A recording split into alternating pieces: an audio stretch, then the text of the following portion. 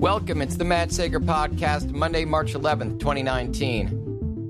Resisting every urge, it's everything I've got to not talk about Leaving Neverland on HBO. I am just so enraged, so sad, and so angry, so disgusted. The one thing I'll say about it is this.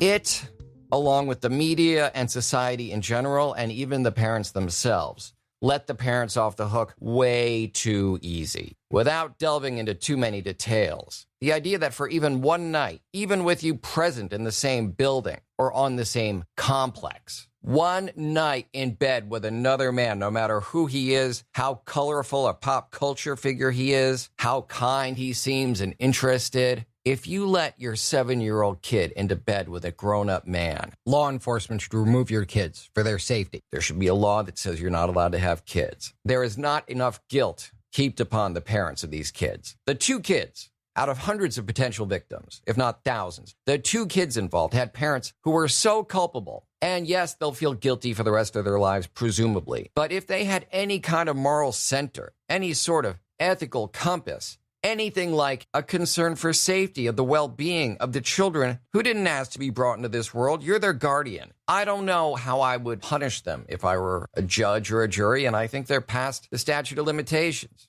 I also think that any judgment is, what kind of justice is there? Michael Jackson's no longer with us. These kids had their lives destroyed. They're still destroyed. They're now coming under fire from the estate of Michael Jackson and from every one of his cult-like, weird 9/11 truther-type supporters who comes up with every crazy reason why it could be totally fine that these kids stayed in bed with Michael Jackson and how it was obviously so innocent and they're just cashing in for fame. Watch these kids, now adults, on Leaving Neverland, describe their experiences, describe what life is like. Look at them talking and just interacting and trying to come to grips with what happened to them and how to move forward with their lives. If you think that they're faking it and that they've got anything to gain from doing so, there's something deeply wrong with you. And as for the parents, this is going to be very controversial. I feel mean saying it, but it is what I would do. If I had somehow forsaken all kinds of judgment, all the instinctive built-in love and desire to protect my child, and if I were to learn what the parents of these 2, again, now adults, at the time children, spotlighted in Leaving Neverland, which, in case you haven't been paying attention either to my rant or the tons of publicity that the film's received, it is a 2-part documentary that just finished airing on HBO. I believe it's still running all the time. You can watch parts 1 and 2. And it's the story about these 2, now adults, at the time kids, who were sexually abused, again, with a lot of help from the parents. I mean, really, they're culpable for anywhere between 7 and about 10 years. During a time when no child should be sexually active in any kind of situation, let alone enduring the torture, psychological scarring. That Michael Jackson, I'm sorry, he is a sick bastard. And yes, I do believe his music should be pulled from the radio. I believe it should be pulled off of streaming. No one should be profiting from this monster. And yes, I feel the same way about R. Kelly, in case you're interested. But if I were one of these parents, if I could have and did not put a stop to this the instant it began, I would kill myself. I couldn't look at myself in the mirror and handle it. I couldn't go about my days. The guilt, the shocking malfeasance, the reflected glory that clearly I needed in order to put my kids in that kind of jeopardy. In order to ignore not just red flags, but blaring klaxons, 24-hour news coverage about molestation trials. Guess what, people? Children don't like to admit to trauma. They find it terrifying, especially when their abuser, as is so common among child sexual abusers, tells the child that if anyone ever finds out, they'll go to prison for the rest of their life. Not just them, the abuser who they got this new, weird, awful, toxic relationship with, but the kids themselves will be punished for having been victimized. And as parents, you got to understand your kids are going to lie to you every now and then. And if they've been in bed with Michael Jackson, well, first of all, I don't even want to think about what I would do to Michael Jackson because I'm a pretty nonviolent guy. I would have certainly made sure that the authorities knew everything. And again, if I somehow made it through all these years, watched all this damage being done to my children, and then found out that, oh yeah, by the way, while you were sleeping next door, Michael Jackson was... I know that there's an explicit tag on my podcast because if I say shit, that's considered to be explicit. But what's really explicit are the conversations these kids have, are what these young adults, at the time children, describe being done to them by Michael Jackson. Yeah, I hate to sound like Rust in True Detective, but I would suggest, sorry, that is going too far. I would say that if I were in their position, I'd kill myself. I don't see any other, there's no absolution. Whatever you think about the afterlife, whether there is or isn't one, if there is, the parents are not going to a good place. Stupidity is not a valid excuse. You can't be smart enough to function, to tie your shoes and get on buses and airplanes and be this stupid. It's something beyond that. It's something they needed to be true so they could get to tell people that their otherwise not particularly exciting lives involve Michael Jackson. It is sickening. It is heartbreaking. I really do suggest you watch it because it's vital to understanding Michael Jackson. Yes, we love to separate the art from the artist, but when someone is a monster, got away with it their entire life, that's important for you to know as someone who might be giving his estate money. And it's important that you know for cultural understanding of what Michael Jackson really was and is. It's troubling, upsetting stuff. And I can't tell you how excited I am for this opportunity to pivot to another topic, because Leaving Neverland, while I really, really recommend it, is awful to watch, horrible to think about, difficult to sleep in my case after watching it. But it was riveting. I couldn't turn away. What I wanted to do tonight, and I'm not going to do, let me just get this out of the way up front, was to review Captain Marvel. And as I feared when I first had the idea of reviewing it, before I even saw it, my fears have come true in the sense that, A, the topic is still so toxic. I really want to just talk about what I didn't like about the movie and not in any way take part in this cultural conversation about it, where a lot of white men poisoned the well for the film going back months, taking an unrelated comment about people at a press junket for A Wrinkle in Time and rewriting history, saying that Brie Larson didn't say that she was tired of seeing the same reviewers every time and seeing them come out again for A Wrinkle in Time and decry the lack of diversity among film reviewers. What she did was repeatedly and forcefully and at every opportunity, no links, no video clips, because it didn't happen. But in their fevered minds and propagated by an echo chamber that included celebrities who were either too stupid, too venal or mean, or just too desperate to have a grievance to check that, oh, Brie Larson's been telling everyone who will listen, white men not welcome at Captain Marvel. It's not for you. Never happened. It's a stupid to have believed it, not checked it, and to have gone on and basically broken Rotten Tomatoes with review after review after review and was saying I'm not interested in seeing it for people who clearly were going to go see it, but who wanted to make a political statement and not coincidentally sabotage the first Marvel movie fronted by a woman. If you think that those two things have nothing in common, I think you're probably mistaken. And so that's an issue, a greater issue, frankly, because I think we should ignore these trolls. I got one last thing I'm going to say about them and then I'm done. But one thing that really does make it difficult to review is that it not only illuminates the past, but also gives several what appear to be foreshadowing hints of at least Avengers Endgame and possibly quite a bit more about Marvel's past and future. And I want to be real careful in reviewing it to not let any of that spill. What I'm saying is I'll give a spoiler warning well in advance of touching on any such topics, then touch on them as vaguely as possible and give you a very firm window. Like, okay, if you don't want any spoilers, don't listen for the next 180 seconds. And I'll make sure that I get it right. I will record that part after I do the spoilery parts of my review. So I'll make sure that the warning you get is very accurate. And you can just, if, for instance, you're using the Apple Podcasts app or iTunes to listen to my show, you'll be able to just scrub ahead, fast forward to like I said, it's probably going to be about 3 minutes of that. But I have not done that yet. The last thing that I have to say regarding the trolls is that, and there's no version of this conversation you can win, just like you can't win any conversation with trolls. But for the record, Rotten Tomatoes has officially certified Captain Marvel as fresh. Fresh. Exciting. No, she's fresh. And the way in which you become certified fresh on RT is to meet two requirements, both of which Captain Marvel has. This is regarding legitimate reviewers, and I'm sorry, I don't mean to be a snob and say only if you're covering this for a publication or a well-known website are you a reviewer, but that distinction is really important now in light of how many, quote, audience reviews were left prior to the film's opening with no knowledge and with almost nothing to do with even the parts of the plot you could make out in the trailer. Just all, she hates white people, she hates men. It's a crazy contingent of people you're dealing with here.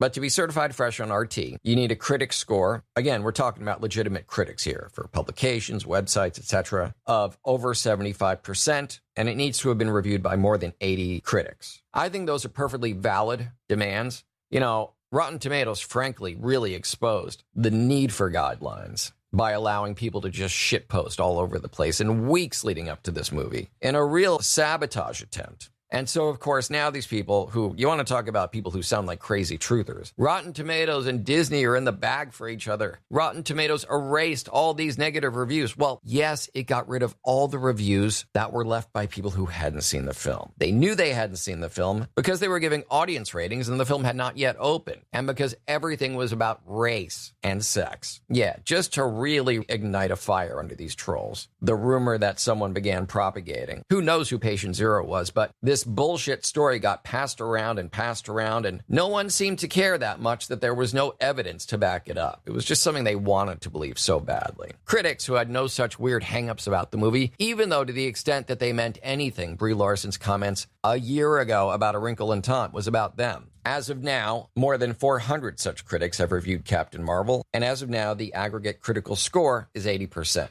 Now, even the audience score has gone up quite a bit. It started at 33% after the Rotten Tomatoes changes. For a while, it was at like 19-20%. It was awful the way these people tried to sabotage the movie. But now that some legitimate reviews are getting through, it is up to, as of right now, 59%. It's probably going to keep on rising. And of course, the higher it rises, the more accusations and weird conspiracy theories you're going to hear about Rotten Tomatoes silencing all voices of dissent. And while I don't doubt that Disney has the capacity to demand positive reviews, I've dealt with this from Disney, from Paramount, Sony. Every movie studio does this. They don't have any success when they go to a website like Rotten Tomatoes and tell them to get in the bag and carry water for their movie. That's something these websites aren't interested in doing. They're not willing to do it. Their credibility is all they've got. And while they could not kill Captain Marvel, they could easily still kill Rotten Tomatoes. So Rotten Tomatoes is going to have to continue to batten down the hatches and prevent trolls who, again, shouldn't be reviewing movies because they haven't seen them. Social media is full of places where they can go and spread false rumors. And while I don't think they should do that, it is their right, I guess. I mean, at a certain point, defamation is an actionable thing. But movie review sites should only be for movie reviews. If you've got a weird fictional anecdote that you're passing around about a different movie from a year ago, and you've just decided that your rage at SJWs and women and all these agendas is reason to shit on a movie you haven't seen, well, you're not going to break Captain Marvel, but you might break Rotten Tomatoes, and then you'll really have no place to go. So I would advise you to just, please, see the movie, don't see the movie, make a million YouTube videos about why it's the end of the Marvel universe and how women ruin everything, and you can even make money doing that. As Lisa Simpson once said when she was much more relevant and funny than she is now, you'll never go broke appealing to the lowest common denominator. But this idea that getting rid of lies from their website is censorship, well, that's another podcast entirely, in which I explain that the First Amendment does not mean that you get to use the N-word over the weekend on your Twitter feed and you're guaranteed a place at your corporate job on Monday.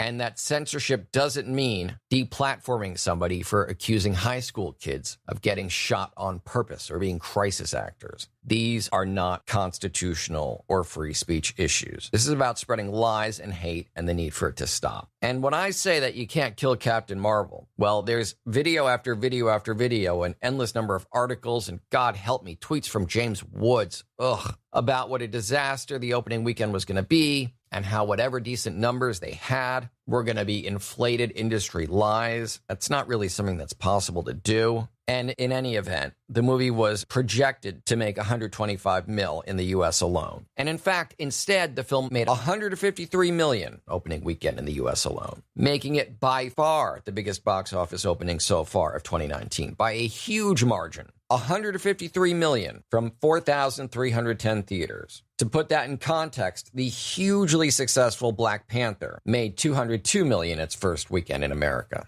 In the rest of the world, other countries, Captain Marvel brought in $302 million, including a big win in China of $89 million. So Captain Marvel, the movie that everyone predicted was going to be a disaster, was going to be a big critical failure, was going to make none of the money it was even projected to make, it is in fact the 5th highest international opening weekend a movie's ever had. So, yeah, Captain Marvel, despite some stuff that I did not like, and a lot that I did, regardless, it is the 5th highest international opening weekend ever. It's a huge success by any standards.